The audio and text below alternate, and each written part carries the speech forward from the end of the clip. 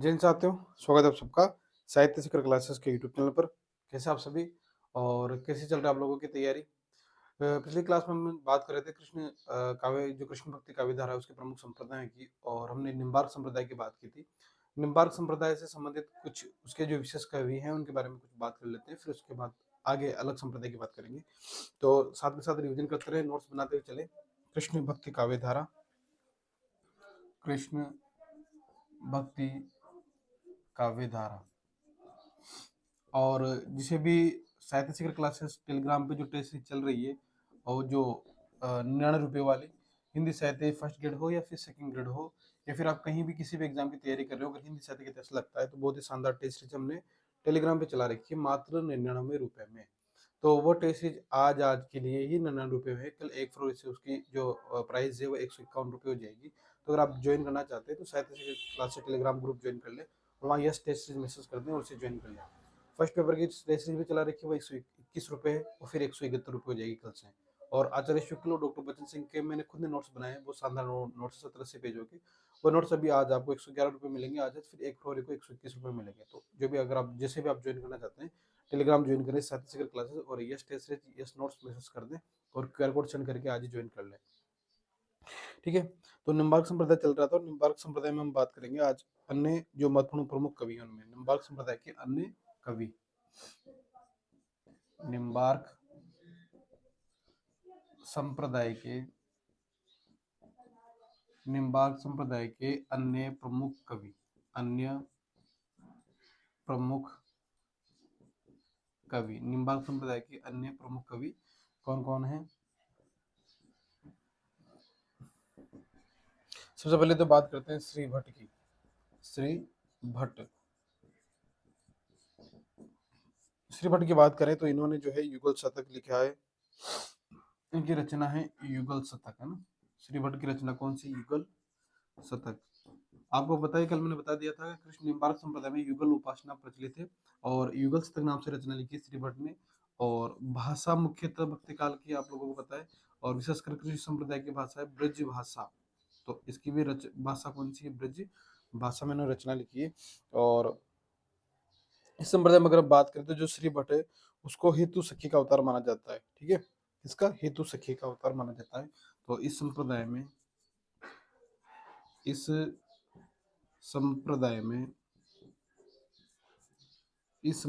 श्री भट्ट को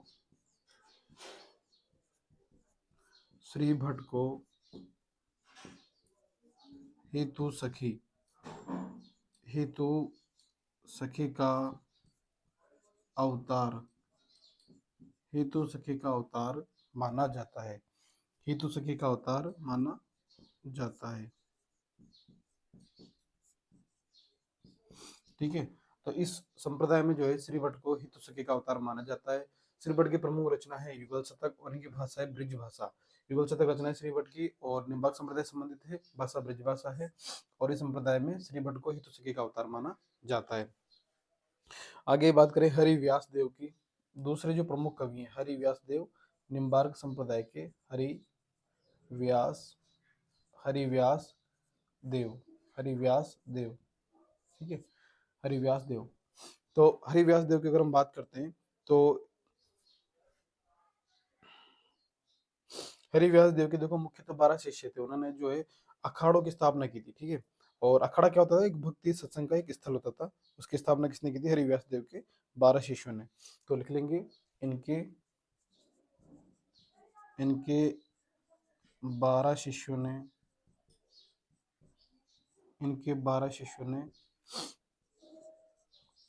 अखाड़ा की स्थापना की थी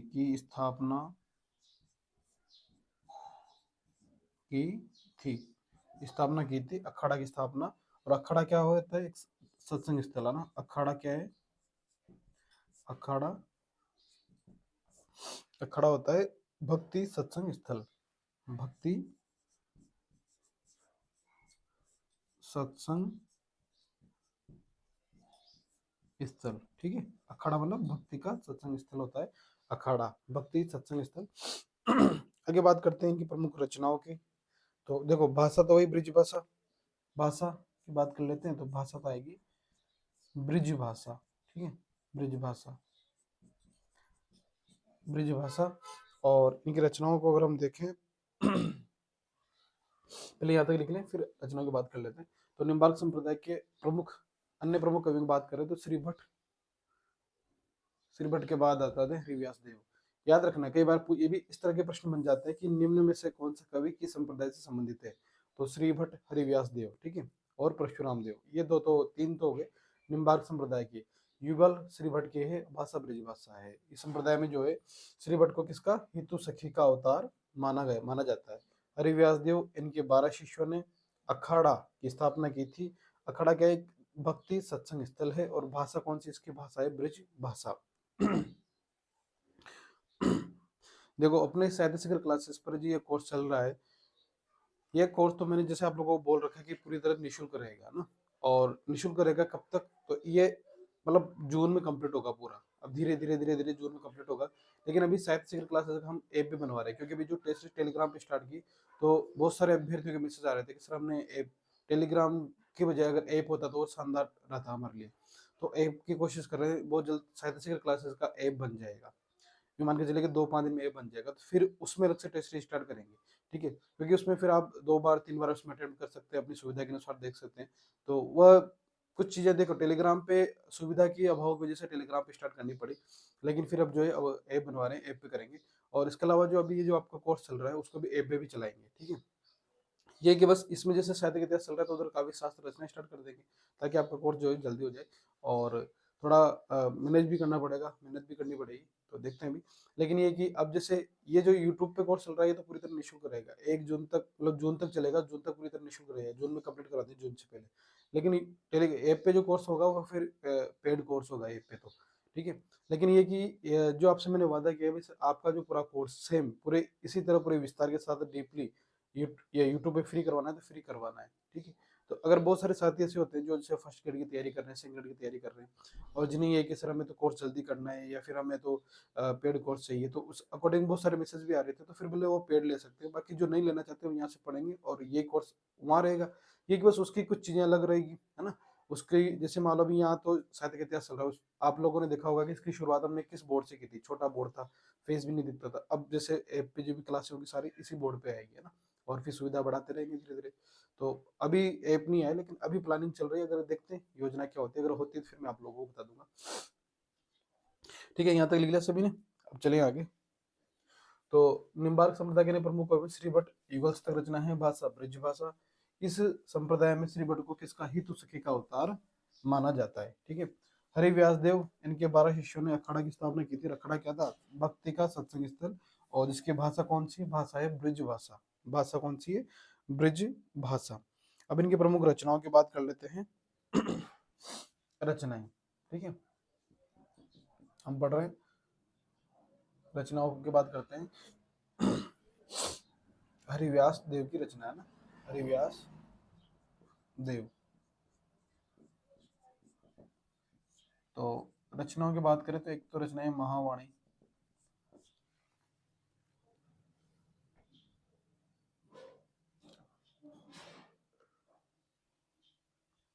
इनकी जो प्रमुख रचनाएं हैं वो है एक तो महावाणी, ठीक है, महावाणी। ये 5 अध्याय में विभाजित है। कितने, 5 अध्यायों में विभाजित है। और इन अध्यायों को क्या कहा गया है, सुख, सुख कहा गया है, ठीक है। ये जो रचनाएं हैं महावाणी रचना, इनकी प्रमुख रचना है जो 5 अध्याय में विभाजित है, विभाजित। और इसे क्या कहा गया है, सुख, सुख कहा गया है, ठीक है, सुख कहा गया है। और अन्य जो रचना है वो ये तो इसकी भाषा कौन सी है, भाषा इसकी ब्रिज भाषा है, ठीक है, इसकी भाषा तो ब्रिज भाषा है। और जो अन्य रचनाएं लिखी वो इन्होंने संस्कृत में लिखी है। इसकी भाषा तो हो गई ब्रिज भाषा। और अन्य जो रचनाओं की बात कर लेते हैं तो वह संस्कृत में लिखी है रचनाएं। उन संस्कृत की रचनाओं की भी बात कर लेते हैं। संस्कृत संस्कृत में लिखी रचनाओं की बात करें तो तत्वार्थ पंचक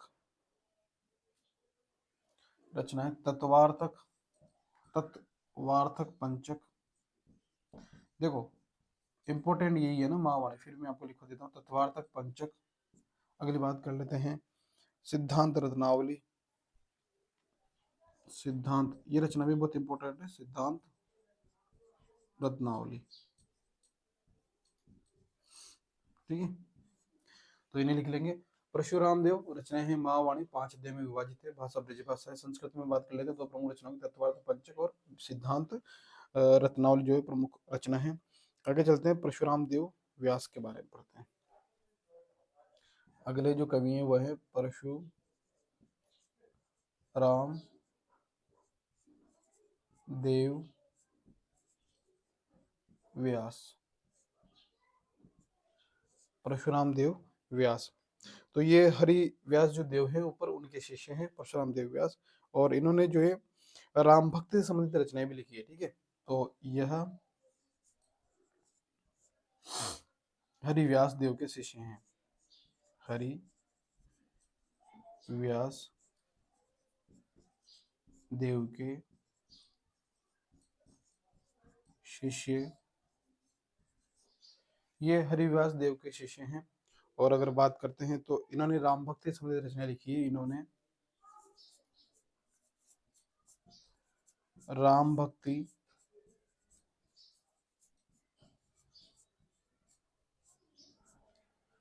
से संबंधित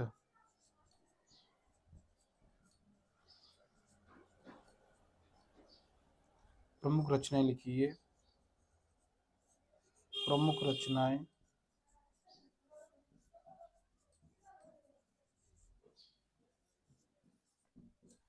लिखी, कौन कौन सी बात करते हैं। एक तो है रघुनाथ चरित, एक है दशावतार चरित। रघुनाथ रघुनाथ चरित, दशावतार चरित।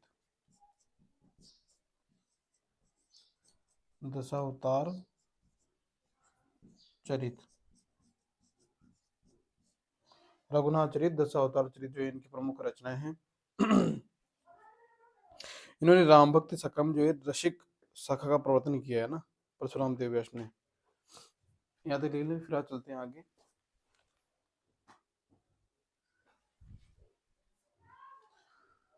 हरिव्यास देव रचना है महावाणी, 5 अध्याय में विभाजित है, भाषा ब्रजभाषा, तत्वार्थ पंचक, सिद्धांत रत्नावली इनकी प्रमुख रचना है। परशुराम देव व्यास की बात करते हैं तो ये हरिव्यास देव के शिष्य हैं और इन्होंने राम भक्ति संबंधी प्रमुख रचनाएं लिखी है।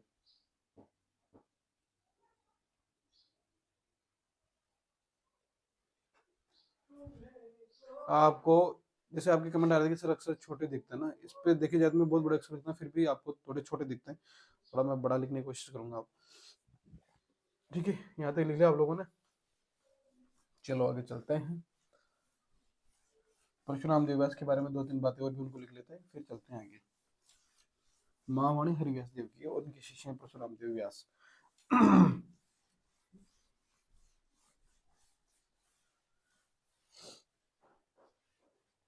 तो बात करें परशुराम देव व्यास ने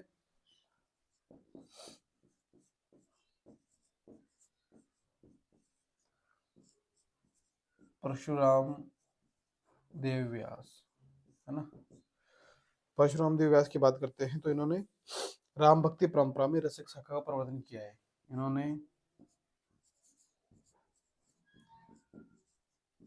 राम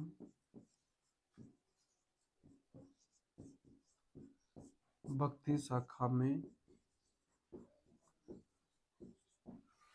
इन्होंने राम भक्ति शाखा में जो है रसिक शाखा का, रसिक शाखा का प्रवर्तन किया है, का प्रवर्तन किया है। इन्होंने जो है राम भक्ति शाखा में रसिक शाखा का प्रवर्तन किया है। यह मूलतः निम्बार्क संप्रदाय के कृष्ण भक्त कवि है ना, देखा जाए तो मूलतः किसके, कृष्ण भक्त कवि, लेकिन राम भक्त शाखा में रसिक शाखा का प्रवर्तन भी किया है। ये मूलतः, शायद अब आपको सही से अक्षर दिख रहे होंगे, ये मूलतः निम्बार्क, या वो पहले जैसे सही थे, बताना आप कमेंट करके ना कि सर अभी जो आपने लिखे हैं बाद में ये सही है, पहले के जैसे सही थे। इन निम्बार्क संप्रदाय के कृष्ण भक्त, देखो पूछे कि कृष्ण भक्त है या राम भक्त, तो कृष्ण भक्त कवि है ना मूलतः तो, लेकिन लेकिन इन्होंने राम भक्ति शाखा में रसिक शाखा का प्रवर्तन भी किया है। देखा तो सही दे रहा है। इन्होंने कृष्ण भक्ति संबंधित अगर बात करते हैं तो परशुराम सागर रचना लिखी है ना इन्होंने।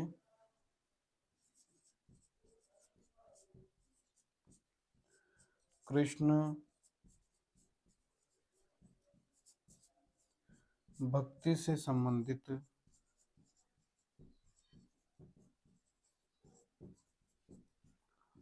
परशुराम सागर रचना लिखी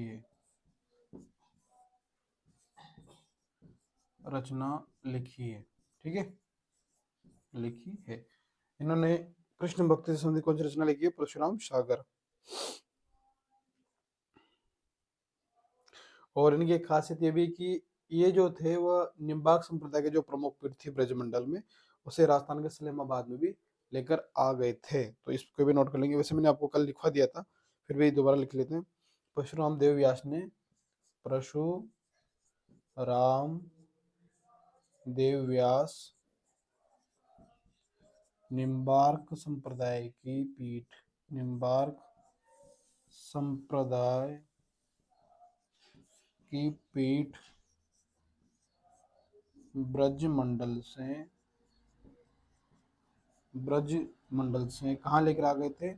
राजस्थान के सलेमाबाद, राजस्थान के सलेमाबाद में लेकर आ गए थे, ठीक है, लिख लेंगे यहाँ तक। कहाँ लेकर आए थे? राजस्थान के सलेमाबाद में लेकर आ गए थे परशुराम देव व्यास।